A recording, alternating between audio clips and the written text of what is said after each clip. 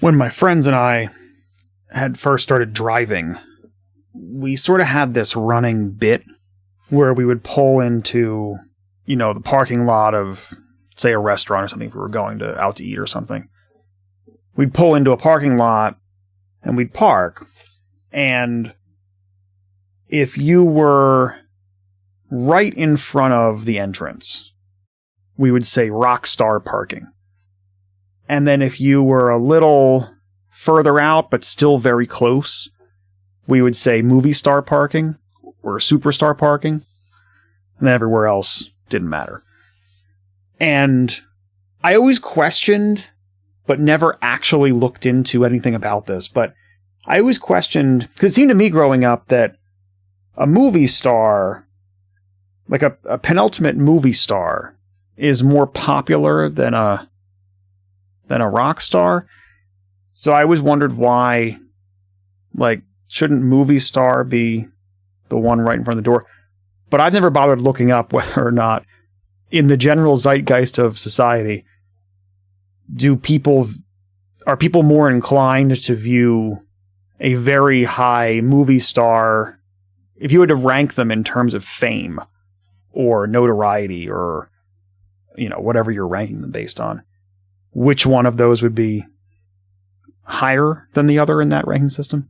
It's probably one of the most meaningless and stupidest things that has stuck in my brain for the last 25 years that I've never bothered to actually get an answer to. And somewhere it just kind of takes up this tiny little fraction of a fraction of brain processing power on just a regular basis, because I still pull into parking lots, and if I get a spot right at the front of the door, I still say Rockstar Parking. I have a family at this point. I say Rockstar Parking, and they don't even know what I'm talking about. Anyway, none of that is the point of what this is at all. I recently went to see the latest Mission Impossible movie, Final Reckoning. It did what often happens to me when I don't think about certain things.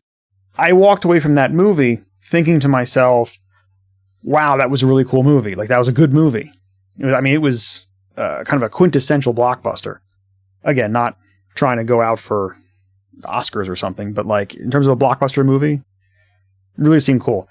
Then I got home and I watched a few reviews on it. And as people who critique movies for a living kind of broke it down, there's a pretty strong argument to be made that essentially the action scenes are amazing, but the movie itself is kind of a disaster. Not a disaster, but kind of a mess. It's a lot of exposition. There's not a lot of character development or character moments or anything. It's all just sort of a build up for giant action set pieces, which are some of the best giant action set pieces that we've ever seen on film. But I was clearly dazzled by the spectacle of the movie without paying much attention to the underlying piece. There's a separate topic here, which has something to do with this workflow that I go through, where it's if I try to stay away from reviews of things, 'cause I want to form my own opinion.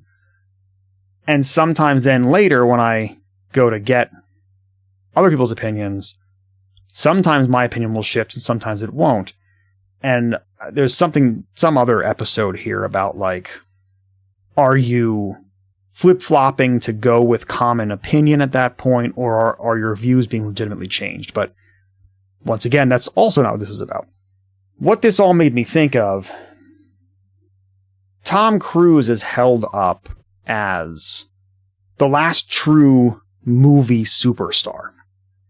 He's held up as sort of the last of the type of movie stars that do their own stunts and challenge themselves and go bigger and more, and his star power alone can sell a movie.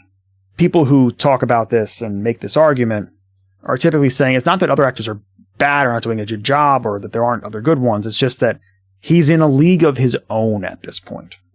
That movies have become so much more about franchises and CGI and ensemble sort of casts and these sorts of things that you just don't get this true movie star anymore.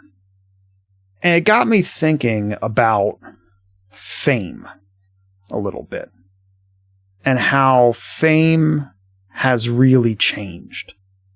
And I would say this is sort of an internet thing. Juxtaposing a movie star, and we don't talk about Tom Cruise, because Tom Cruise, again, he's kind of in a league of his own, so we'll step it down a notch. Or I shouldn't say step it down. We will talk about other movie actors. Other movie actors, any movie actor, is putting out a certain work product. That work product takes time and energy, and depending on the movie and the actor, a certain amount of dedication well above and beyond what they would normally do left to their own devices. You know, you take a Hugh Jackman or something from Deadpool and Wolverine, where he clearly had to do a lot of working out and probably some performance-enhancing drugs, and he had to show up for that in his, I think he's 50 or something. You know, that's work, and it's hours, and he showed up on set every day, and I don't know how long they filmed for, but I'm sure it was many, many hours overall, and there were script readings, and there was memorization, and there were meetings, I'm sure, and table reads, and there was all this work that goes into a final product that then gets put in front of people. And it's easy to think to ourselves, I think, as workaday people, oh, they have it so easy. All they have to do is make a 2-hour movie and they get millions of dollars. Well, yes, they get paid tons and tons of money. However, there's a lot of work that goes into that. And I think that we don't always think about that, but there is. So you juxtapose that sort of workflow of choosing scripts and doing table reads and memorizing lines and getting into shape and doing filming days and then going to do interviews and press and whatnot afterwards. Juxtapose that with some of these flash in the pan kind of reality or social media influencer type of fame stories. You know, you take something like the one that comes to mind most recently is like the Haktua girl, or like the kid who said I like turtles, or like any of these people. I'm sure that there are many of these examples. You can tell that I don't spend tons of time on social media. I don't remember a lot of these, but I am generally aware of them. It's a completely different type of celebrity. And in a lot of cases, well, at least in some cases, they've been able to take kind of just a moment in time and extrapolate that out into a whole, if not a career, then at least some sort of product line, or, you know, something with some longevity. Whether it's a product line or a TV show or a reality show or, you know, whatever. But there seem to be paths for just these split second moments in time to become these much more long-term success stories. I find that really interesting, I suppose. You know, will there be a time when a group of teenage guys who learn to drive pull up in front of a restaurant and get a good parking space and say like, ooh, influencer parking? I don't know. It doesn't, the grumpy part of me really wants to say that it just doesn't seem warranted. Again, the celebrity that comes along with being something like a movie star comes with work. Quite a bit of work. Yes, there's luck involved and probably nepotism and whatever. But their work product, once they're actually doing the work that they're doing, there's effort there. There is work product. Or again, going back to the parking spot thing, same thing with musicians. There is work there. There is a work product that comes out of that takes time and effort and energy and talent and all these kind of things. And I feel like a lot of the flash in the pan, influencers, celebrity kind of stuff, it's all it is the right place, right time. Like everybody runs around saying and doing dumb shit on a regular basis. Like that's not a abnormal thing for people to experience. The difference is that some of these folks just get it caught on. It feels like some of these folks just get it kind of caught on a video and it just explodes. And I just wonder, I just wonder if we're going to glamorize as a society things that take no work effort to accomplish. Not really. Not in the way that, again, digesting scripts and memorizing lines and doing stunts. And if we're going to glamorize on the same level as that, simply taking 7 to 10 seconds of a funny video or an interesting video or whatever, and that's all it takes, it feels like it's one more piece of culture that's moving toward that very transactional and flash in the pan and disposable type of impermanence, I suppose, or celebrity or fame, or that the cultural zeitgeist that surrounds these things, it has become less. There's less gravitas to it. There is less seriousness to it. There is less work that it takes to accomplish it.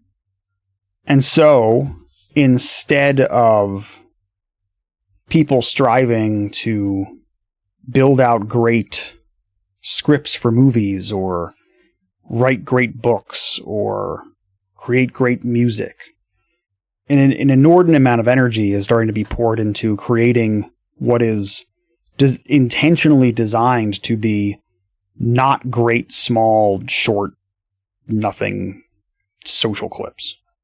And I think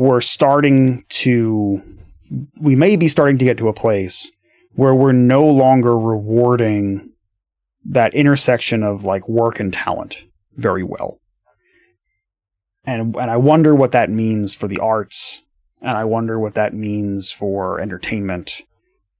And look, I'm like, I get it. There have been periods of time where I am much more inclined to sit down and doom scroll through a bunch of YouTube shorts as opposed to sitting down and watching some great film or listening to some great song. So I'm part of this.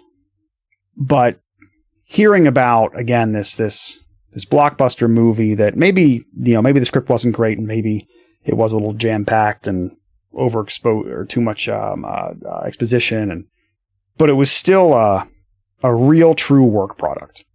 And I think that should be held up in a way that maybe we're not doing enough of anymore.